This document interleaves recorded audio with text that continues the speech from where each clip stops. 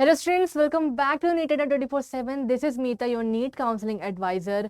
इस वीडियो में बात करने वाली हूँ कि स्टेट और एमसीसी काउंसलिंग एक साथ यानी कि साइमल्टेनियसली कैसे मैनेज करते हैं। अभी हमारी काउंसलिंग स्टार्ट होने वाली है और बहुत सारे बच्चों ये क्वेश्चन है कि मैम अगर हमें एमसीसी में ये कॉलेज मिल गया तो फिर हम स्टेट में कैसे जाएंगे और स्टेट का हम एमसीसी के साथ कैसे मैनेज करेंगे। तो मैं पिछले साल की डेट शीट लेके आई हूँ एमसीसी की, ताकि हमें पता चल पाए कि हमारा कितना डेडलाइन टू डेडलाइन चीज़ें चलती हैं और हमें कितने अच्छी तरीके से और सारे के सारे रूल्स पढ़ के हमें ये काउंसलिंग स्टार्ट करनी होती है और ड्यूरिंग द प्रोसेस भी हमें कैसे डेट वाइज सब चलना पड़ता है, नहीं तो हमारे हाथों से सिक्योरिटी मनी जा सकती है। ठीक है, तो वीडियो ध्यान से देखना, पूरे लास्ट तक देखना ताकि आपको पता चल जाए, पहले थोड़ा सा आइडिया हो जाए। एमसीसी के ऑफिशियल डेट आने से पहले हमें थोड़ा आइडिया होना चाहिए कि दोनों काउंसलिंग को हम कैसे मैनेज कर सकते हैं और बहुत ज़्यादा जो पैसे लगते हैं रजिस्ट्रेशन के, सिक्योरिटी डिपॉजिट के, वो भी हमें कैसे मैनेज करके चलना है, इस वीडियो में आपको बताने वाली हूँ। ठीक है, सबसे पहले बात कर लेते हैं, मैं आपको एक शीट दिखा देती हूँ पिछले साल के एमसीसी की, वो कैसे डेट हमें बताते हैं और हमें उसको कैसे मैनेज करना है साथ ही साथ, क्योंकि हर एक स्टेट की अलग डेट्स चल रही होती हैं, बट एमसीसी की जो डेट्स होती हैं वो पहले से हमें बता दी जाती हैं, यानी कि राउंड वाइज चलती रहती हैं। ठीक है, फॉर एग्जाम्पल यानी कि हमें जो बताया गया है, ये जो आपको दिख रहा है ये है यहाँ पर बच्चों राउंड 1।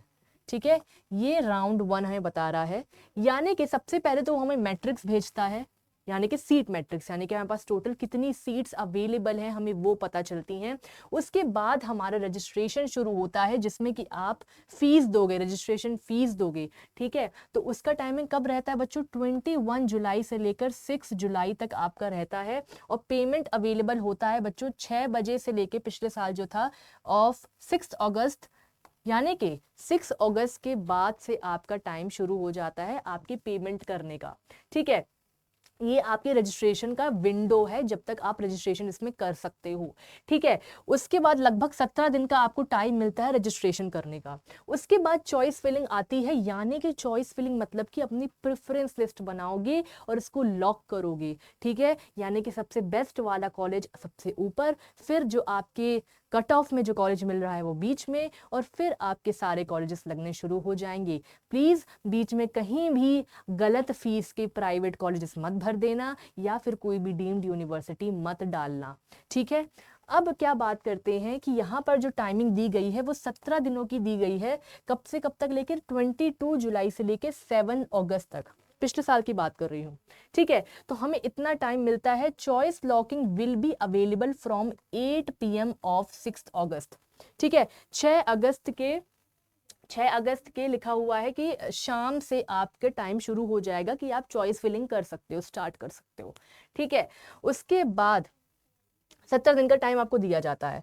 उसके बाद आपके सीट अलॉटमेंट का प्रोसेस शुरू हो जाता है बाय एमसीसी। ठीक है, उसके बाद 12 to 13 अगस्त आपका यही चलता है, 2 दिन में आपका अलॉटमेंट हो जाता है और फिर 13 अगस्त को आपका रिजल्ट डिक्लेयर कर दिया जाता है राउंड 1 का, कि किन किन बच्चों को राउंड 1 में सीट अलॉट की गई है।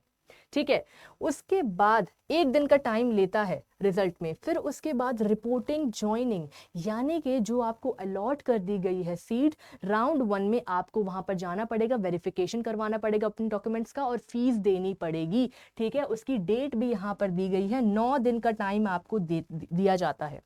इतना आपको पता है कि राउंड 1 में बच्चों फ्री एग्जिट होता है, तो आप छोड़ भी सकते हो बट सिर्फ राउंड 1 में। ठीक है, बट मेरा मानना ये है, सबसे सेफ पॉइंट यही है कि आप चले ही जाओ, आप ज्वाइन ही कर लो। ठीक है, उसके बाद वेरिफिकेशन होता है इंस्टीट्यूट मतलब कि इंस्टीट्यूट्स द्वारा। ठीक है, उसके बाद आगे बढ़ते हैं और फिर देखते हैं कि राउंड 2 स्टार्ट हो जाता है और सीट मैट्रिक्स फिर आती है कि भाई अब कौन कौन सी सीट्स खाली हैं, किस कॉलेजेस में कौन कौन सी सीट्स खाली हैं। ठीक है, उसके बाद यहाँ पर 4 सितंबर से लेकर 14 सितंबर तक आपका रजिस्ट्रेशन शुरू हो जाता है, 11 दिन का टाइम दिया जाता है। ठीक है, फिर उसके बाद 10 दिन का आपको चॉइस फिलिंग, यानी कि आपने पिछले बार जो प्रेफरेंस लिस्ट दी थी अब वो सेम प्रेफरेंस लिस्ट बनाकर आप नहीं दोगे। ठीक है, अब आप डिफरेंट बना के दोगे, क्योंकि आपको पता चल गया कि भाई मुझे ये वाला कॉलेज अलॉट हो रहा है तो मुझे तो अब उससे बेस्ट कॉलेज ही रखने हैं, ठीक है, क्योंकि मुझे ये वाला अलॉट हो जा रहा है ना। तो सेम टू सेम नहीं, डिफरेंट, हर राउंड्स में डिफरेंट प्रेफरेंस लिस्ट आपकी लगेगी, ठीक है।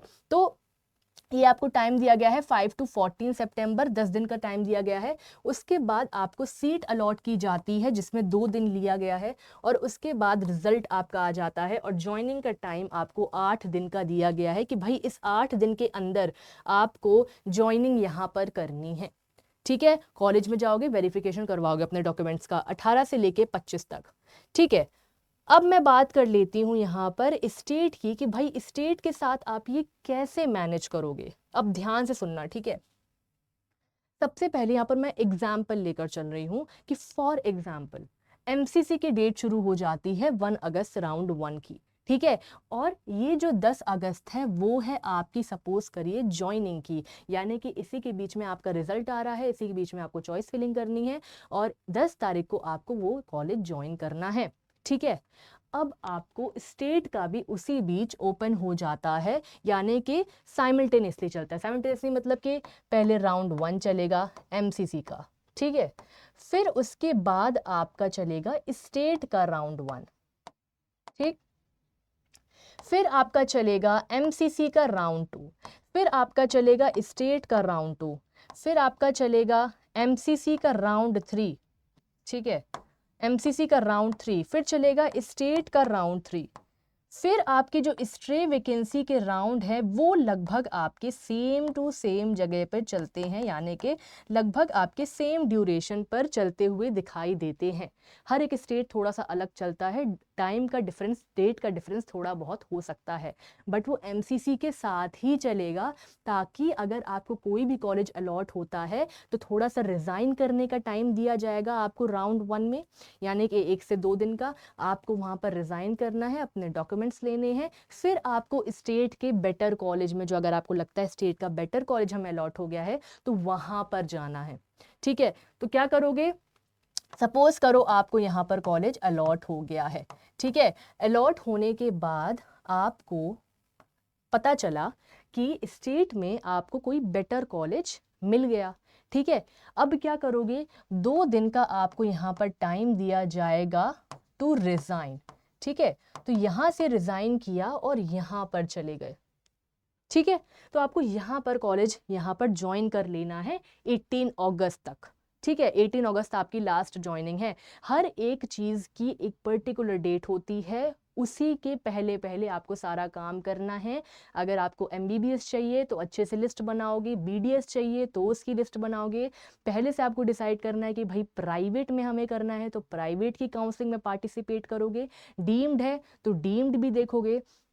तो पहले से आपको क्लियर कट पता होना चाहिए काउंसलिंग के टाइम पे, ये कंफ्यूजन नहीं होनी चाहिए, क्योंकि बच्चों डीम्ड में आपकी सिक्योरिटी डिपॉजिट लगती है 2 लाख तक की, ठीक है। तो यहाँ पर क्या चल रहा है, 2 आपकी काउंसलिंग चल रही है जहाँ पर दोनों जगह आपके पैसे लगे होंगे, तो वो आपको नहीं गंवाने हैं।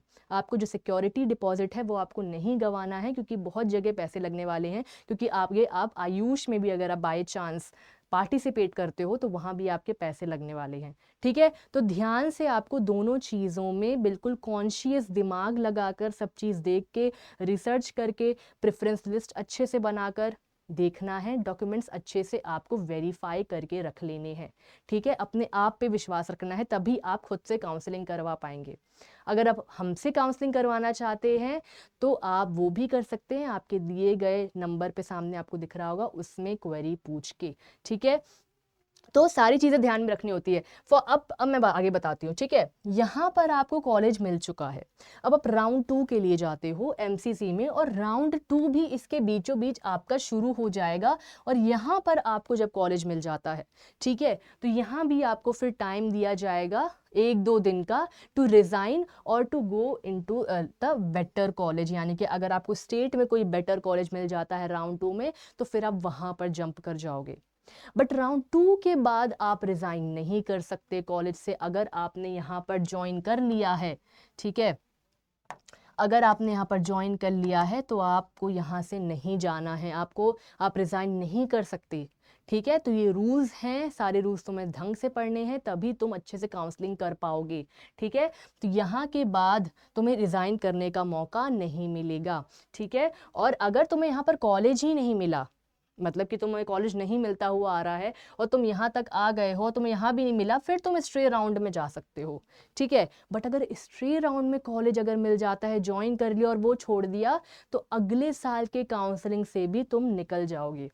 ठीक है। तो तुम्हारा ऐसे काउंसलिंग चलता है कि जब ये चल रहा होगा उसी के थोड़े बाद ये स्टार्ट हो जाएगा, और जब इसका ज्वाइनिंग का टाइम आएगा, थोड़ा इसका रिज़ाइन का टाइम आएगा, फिर तुम यहाँ से छोड़ के यहाँ पर आओगे। ठीक है। दोनों में अच्छे से प्रेफरेंस लिस्ट बनाओगे ताकि तुमको सही कॉलेज मिले और उसके बाद तुम उस कॉलेज में जाओगे।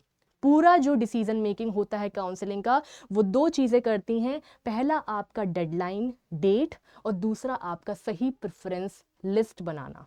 और तीसरा सबसे इंपॉर्टेंट चीज़ कि एक माइंड मेकअप होना चाहिए कि आपको इस नंबर पे क्या चीज़ें मिल सकती हैं, बिल्कुल सटीक, कि भाई हमको प्राइवेट में जाना है, डीम्ड में जाना है, पहले से सोच लो।